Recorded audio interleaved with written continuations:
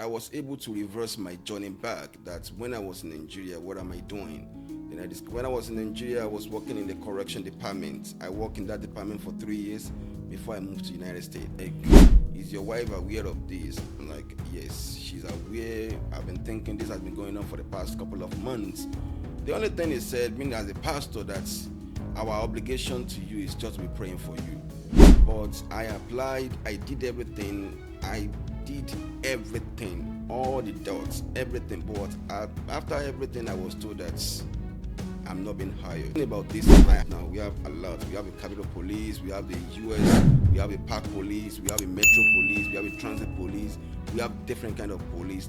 DC Police. Housing, yeah, we have different kind of agency in DC because they will do background on you. They will do the federal, they will do everything on you. Make sure like there is, and if there is, don't hide it. Let them see if they can work with you, with what you have. But don't think you want to be smart, you want to play around. The system is going to catch up with you.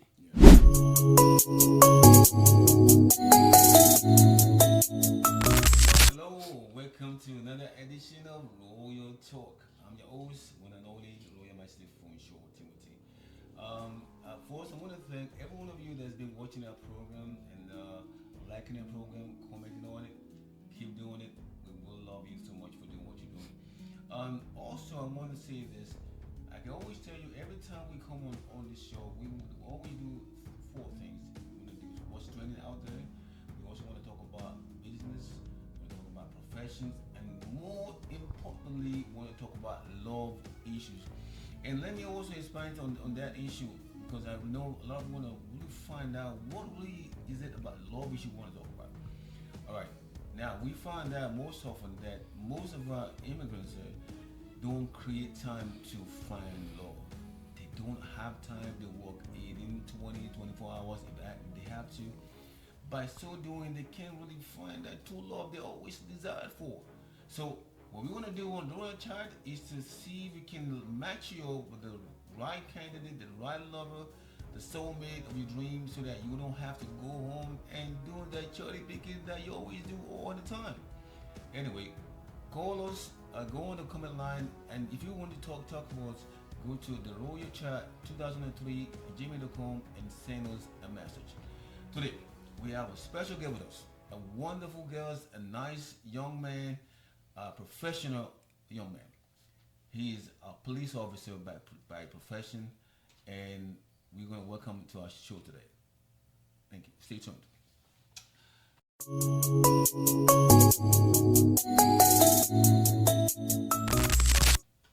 I have with me today Mr. Koijo Paul, a Metropolitan DC officer, a gentleman, and a family man. Mr. Koijo Paul, welcome to our show. Thank you for having me, sir. All right, Mr. Koijo. First of all, I wanted to introduce yourself to our viewers who are watching this program. Like I told you earlier on, we're going to be presenting to you people that really have professions that might interest you as an immigrant. Mr. Koijo is a Metropolitan DC police officer and is here today to talk to us about that profession that I'm sure by the time this show ends, all of you might want to be interested in joining the police force. It's a good career to go to, ladies and gentlemen. So Mr. Koijo is going to be here to really brief us and tell us what it takes to be a police officer. Mr. Koijo, one more time, welcome to the show. Now, I want you to introduce yourself to our viewers. Thank you so much once again for having me on this great platform. Good afternoon, good evening, good morning, wherever you are watching this video, this platform, anywhere you are in the part of the world. My name is Koijo Paul. Thank you once again for having me. All right, Mr. Koijo, thank you very much for your brief introduction. I've been looking forward to this moment, and I remember you and I talked briefly the last time, and I told you that I really wanted to come to our program, and I'm glad that you honored my invitation. So for that, I'm really grateful and thankful for that time. You're welcome. So let's go down to the real nitty-gritty of this moment, this program. We want to really dive into your career as a police officer, and you're going to take us through the process of you becoming an officer, and what are your experiences as an officer, and the advices that you may have for aspiring immigrants who would really love to be police officers, because there's still stereotypical thinking that most of us don't want to be officers because of the myth or these feeling we all had back on where we all came from. Now, Mr. Gojo, let me start this process. Um, can you tell us briefly what was the inspiration you got? What was the reason that you decided that I want to be a police officer? Can you tell us what related to that? Thank you for this question. This is a very long story question. I It's okay, we remember got time. Go ahead. when I came to this country, 2013. The dream of everybody that comes to this country, especially for the new immigrant, is like go and do a nursing, go and do a nursing, go and do a nursing. But I was unfortunate to find myself in that same career to do a nursing. It's a good path, it's a good career. I'm not going to dispute that. But the thing is, you have to know your calling. Like, what is your calling? And what is what you have passion about? Because it's not everybody that have passion about nursing. Then I was in the nursing program, but discovered that I am struggling in that department, in that career. And then, I'm a spiritual man. I pray to God about that. And I was able to reverse my journey back. That when I was in Nigeria, what am I doing? Then when I was in Nigeria, I was working in the correction department. I worked in that department for 3 years before I moved to United States. Then I think about rates, and I was like, let me just make some research about being a correction department in United States, which I run towards, but everything to not, it's not working well. Then there was a time in my school, then in UDC, that we have a career field talk, and the guy that's come and talk to us was a police officer, and the guy was telling everybody about the prospect, the challenges, uh, the good thing, the benefit about being a police officer in DC. It's really touched me, but being an immigrant, I have to reserve. I went home, do my research, then I was able to be convinced. For me, like, let me apply to this department. That was what led me to join the Metropolitan Police Department. All right. Yeah, I mean that's a really nice story to tell, and I'm sure that our viewers that are watching can take a cue from Mr. Paul, Mr. Kojo Paul, as to what led him to become to choose that career, becoming a police officer. Now, Mr. Kojo, now you thought about it, you did research. Now you made up your mind that that's something you want to do. But you know you're a married man, and what was your wife thought? Where did she feel about it? Did she encourage you? Did she say, "Oh, police officer, hey, I'm worried, though. They get shot, too. They do this, oh." I mean, those are things that some of our immigrants, wives or ladies will feel because, and I don't blame them. That's what they see back home. Now, did you at any time encounter that kind of thought in your wife when you told her you're going to become an officer? Thank you. Uh, yes, but the thing is, I was able to convince her to let her know my stand and to let her see the reason why I'm going to that department. I'm not going there for show. I'm going there to bring a food to the table as an at that moment, and I was able to explain all my what I've made my research about the program, about the department that I'm going into, what are the prospects about that place, and we were able to sit down together and think about it, and finally we're on the same page. Oh, wonderful, wonderful. I always know that it takes two wonderful couples to really have a vision, and I'm glad your wife saw the vision you had, and she really went along with it. And today we're happy that things are going well.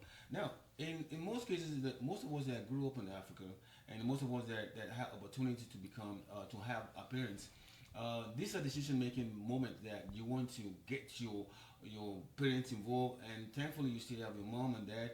So, at what point, Mr. Kowijo, do you feel that you called or let your parents knew that oh, mom, dad, I have decided, my wife and I have decided to that I'm going to join the police force in District Columbia.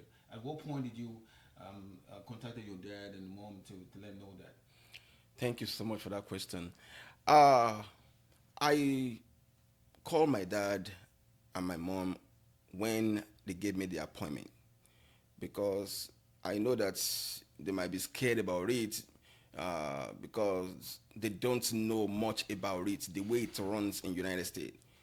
They only have the view of what is going on in Nigeria.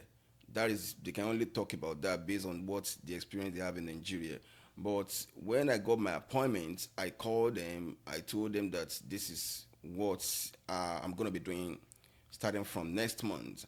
And my dad was just like, when have you been thinking about this? Like, is your wife aware of this? I'm like, yes, she's aware. I've been thinking this has been going on for the past couple of months. The only thing he said, meaning as a pastor, that our obligation to you is just to be praying for you, that we're going to keep you in prayers, and those prayer works. That is what has been keeping me going. Yeah, I know Mr. Kojo, your Officer Kojo.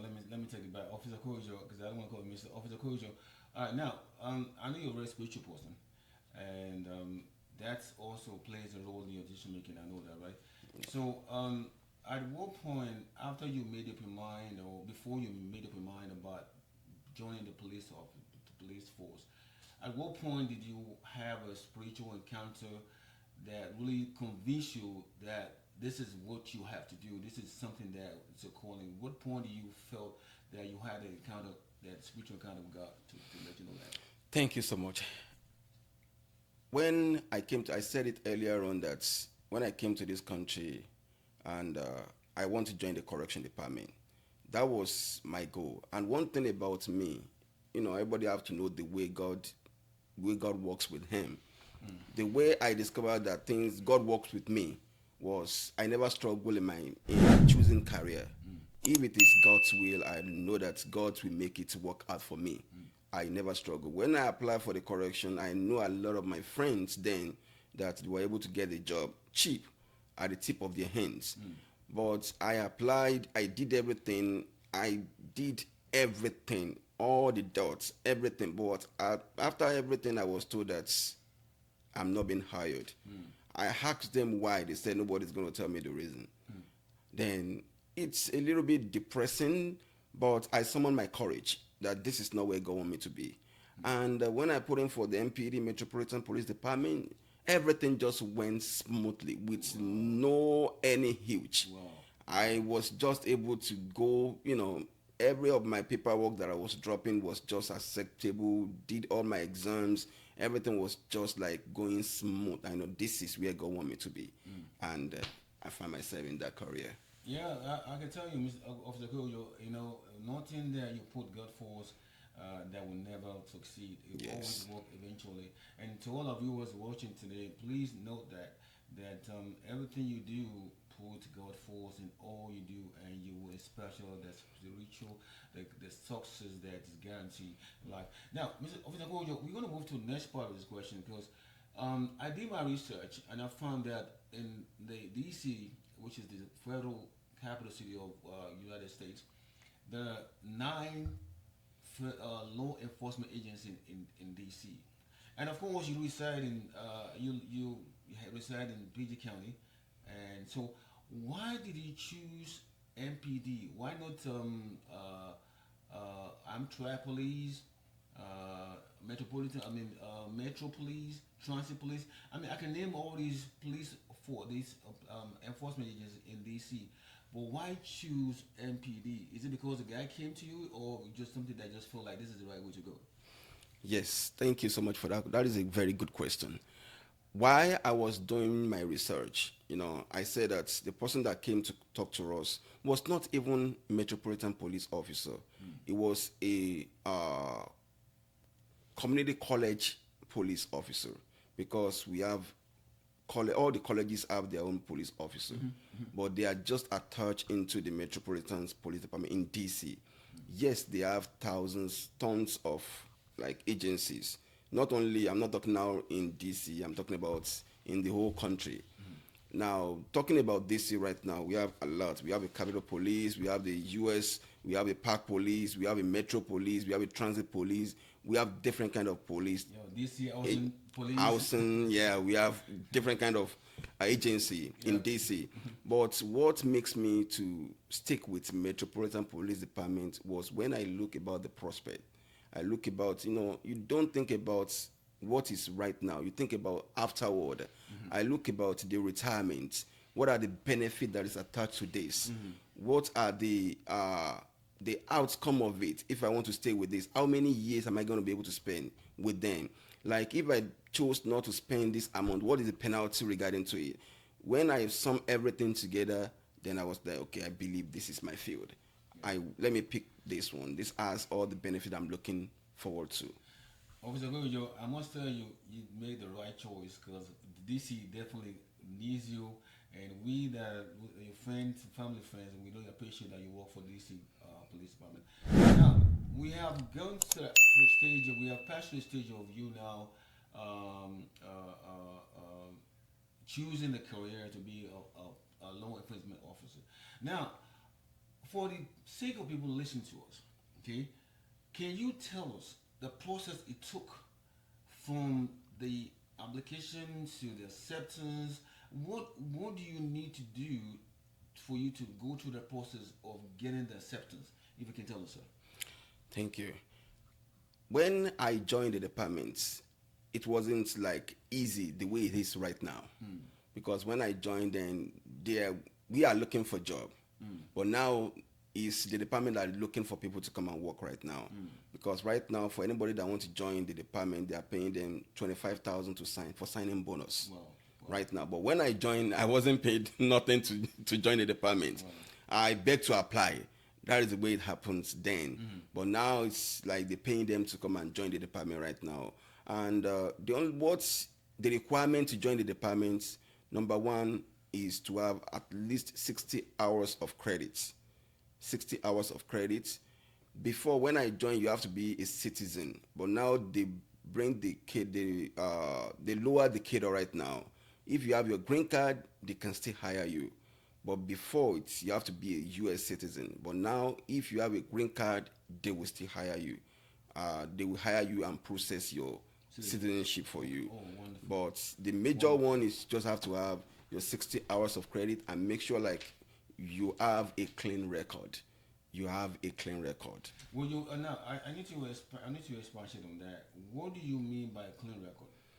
Clean record means like make sure like you don't have any felony cases on your name. Okay. Because they will do background on you. They will do the federal. They will do everything on you. Okay. Make sure like there is, and if there is, don't hide it. Let them see if they can work with you, with what you have. But don't think you want to be smart. You want to play around. The system is going to catch up with you. Yeah, I understand that because you are going to be you're going to be into law enforcement, and you cannot have a felony hanging over your neck. That will not work because how can you be an enforcer of law and when you have you're doing felony before? Thank you very much, Officer Kojo, for that enlightenment, and I'm sure our viewers will listen to you. You may maybe by the time the program ends, we're going to go over this process all over again. But let's move on to the next phase of this now. You've applied, you submitted your forms, and you have 16 hours of credit from your credit school, and then of course you did your background check, and now the next step is you have to go to the police academy training. Am I right, sir? Yes. Now, can you tell me, Mr. Officer Kojo, how does this process work? When from the point of you getting accepted, how long does it take now to being forwarded to the police academy? Yes, that is a good question. I remember when I joined the department, I joined we always join as a recruit, and when you are a recruit, uh, we are bound to stay in the academy for 6 months. 6 months. For mine, it's just 5 months and think and 15 days. Okay. That was the total time I spent. Was there a reason why you spent that less time than 6 months required? The reason was we were able to graduate with the class that is ahead of us. Okay. Okay. That is ahead of us, like because that is why they need a lot of people on the street, and we are done with everything, all our requirements, and they were able to put us in the class that is like, okay, you can graduate with this class. That was the reason why we were able to graduate fast. Okay. From the academy. Okay. Oh, wonderful. Now, you went to the academy, and of course, you're an immigrant officer, newly recruit guy. I mean, you were there. What was it like at the academy? Did you stand out like an immigrant guy, or were there other immigrants there just like you were there also as in the academy? Yes. There is one thing that gave me courage and keep me going is when I got to the academy. My class then was a class of 24 people, and it's a diverse class Wow. with white, Spanish, Africans. Just talk about it. Every South American, North America, everybody's there, and I was able to identify myself with some of my African, which is not even, they are not part from Nigeria. I'm the only Nigerian that is in the class. But from, I think we have uh, three people that they are from West African country, from Ghana, and I have one from Cameroon, and I have another one from Guinea. We are able to identify ourselves together as an being West African. That keep me going in the academy. Yeah, I can imagine when you're in a place where you can have a camaraderie with other Africans. They don't have to be necessarily to be West Africans. So long as we are Africans, we know we all came from the same motherland. So Yes. it's a good feeling to know that I'm not the only immigrant here. There are other immigrants there. Now, the other issue I want to ask you, Officer Kojo, is that yes, you're an immigrant, but how do you classify yourself? Because you probably what I call as first generation immigrant. Now, there are other Africans that they call themselves Africans, but they're not really. They didn't migrate from Africa. They were born here. Now that you're in the police academy, how do they differentiate you that came from Africa and those that were born here? Because they're still quote unquote immigrant. They are immigrant kids, but some of them see themselves as immigrant also. So how do you separate that as far as you being an immigrant from Africa and then these are second generation immigrants? Thank you for the question. I'm the first generation as an immigrant in that department, in the department then. And when I got there, I discovered that I have to be who I am, Yeah. not to be who other people are. Because I said before that I am not the only person that is from African that is there. I know one of my colleagues then that was from Africa and that was fired. What? Yeah, he was fired in the academy What happened? because he went to go and do things that was not supposed to be done. Wow. Wow. And I know what, as in where I'm from, I know what, as in all the challenges, how it takes for me to have what I have at the moment. And I was able to stick to their rules and regulations because that is the only thing. If you refuse to stick to the rules and the regulation of that department, they will kick you out quick. Yeah. I can imagine that. I want to ask you, Officer Kojo, was there any preferential treatment for you because you're an immigrant, or everybody is treated equally? Everybody is treated like, I'm going to be fair about this question. Everybody is treated the same. Okay. But the thing is, don't see yourself like, because we're going to have, especially we that we migrate from West Africa or from North Africa or from South Africa, we're still going to find our challenges. But don't look at the challenges. Look at about what they are doing to you at the moment. Everybody is treated the same across the board. Okay. I want to believe that should be the case here in America.